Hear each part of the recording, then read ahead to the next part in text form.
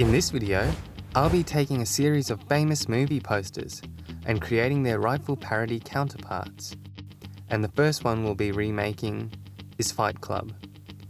For this poster, I want to create a recognisable but much more light-hearted version of Fight Club.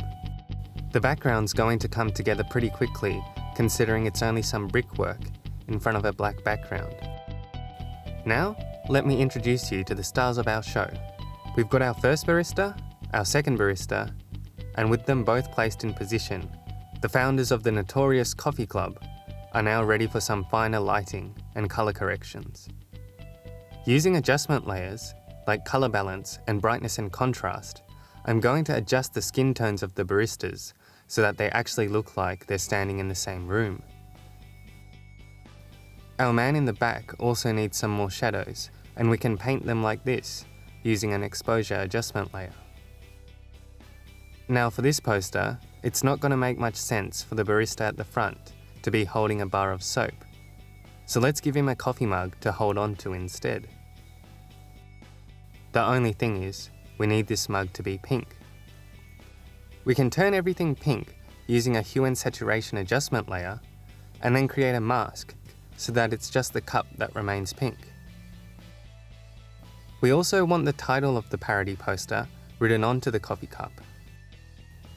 We can kick this regular text up a few notches by making it look more 3D. Some bevel and emboss, and a drop shadow later, we're already getting some nice three-dimensionality. We can really hammer the 3D look home by placing a darker version of the text behind it. Let's also paint some highlights over the text and then give it a subtle warp. I'm also really quickly going to revisit the background so that the wall has some more shadow on it. I've come up with this tagline, and now I'm just going to give it some colour and paint on some texture. And with a few final lighting changes, we're just about ready for a camera raw filter to give the poster a final polish. And here's what we get.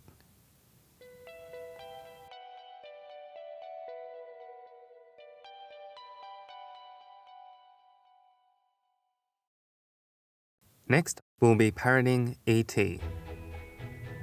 For this one, we're going to keep the outer space setting and keep the composition of the original poster. And what we will be replacing is the type of life form the humans make contact with. With our human hand in position and our robot hand in position, let's bring in the magic flare to tie everything together. We don't want it to be this orange though, so we can knock that colour out using a black and white adjustment layer. I'm then going to take the flare more to the blue side using a hue and saturation adjustment layer. To recreate the iconic lighting, we're first going to need some outer glow under the hand. Using the outer glow effect, we can get some glow all around the hand, and then we can just get rid of the parts we don't need using a brush. The original poster also has quite a bit of harsh lighting, so we can go and paint that in using a white solid colour. And if the highlights of the hand are this bright, then this means that the rest of the hand has to be much darker. And we can do this with a quick exposure and levels adjustment. While we're at it, we can do some quick colour correction to the skin too.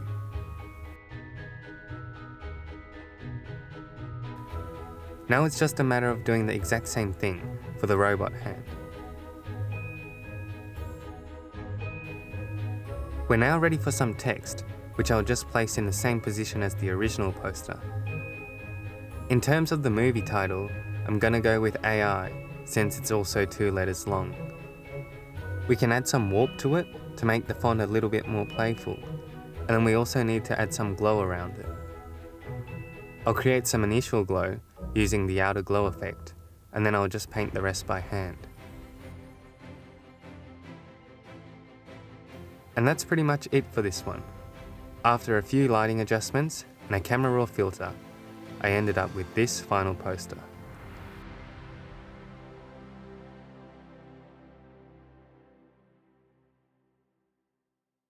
Last but not least, we're parodying Back to the Future. First, we'll put the sky and the background together by blending in these stormy clouds with this golden sunset. We are going to be deviating from the original composition for this one, but the final poster should be just as recognizable. And now that we've got some moody weather together, we're ready to bring in our protagonist. This parody is about a time traveler who spends all his time at the mechanic because he's got a faulty car.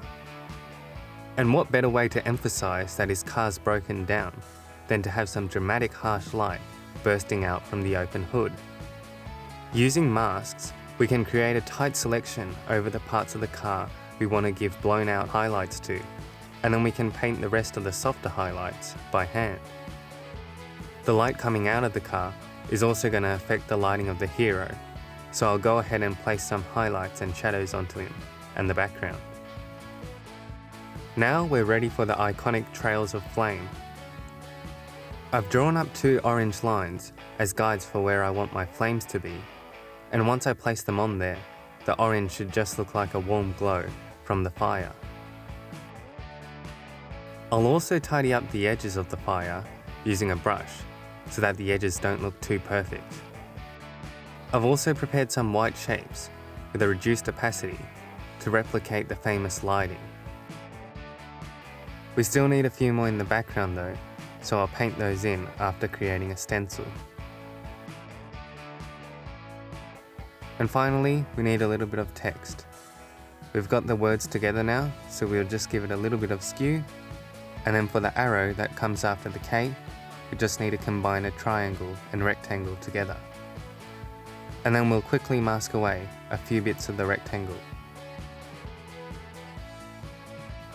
Finally, with a blue stroke around the text and a golden gradient down the middle, we can call our logo done. I've gone back to add a few final touches and a camera raw filter, and finally, we end up with this.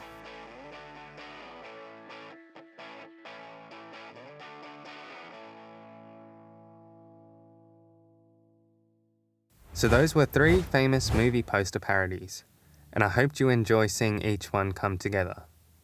If you've got a movie poster you'd like to see parodied, let me know in the comments below. And as always, thanks for watching.